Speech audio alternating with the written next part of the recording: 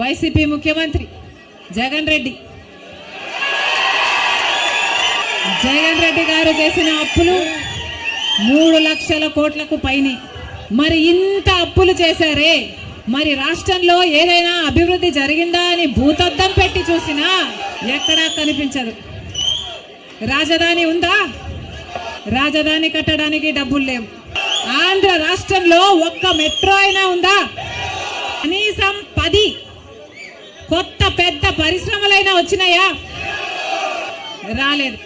కనీసం రోడ్లు వేసుకోవడానికి కూడా డబ్బులు లేవు ఆంధ్ర రాష్ట్రంలో. కనీసం ప్రభుత్వ ఉద్యోగస్తులకు జీతాలైనా సమయానికి ఇస్తున్నారా? దానికైనా డబ్బులున్నాయా?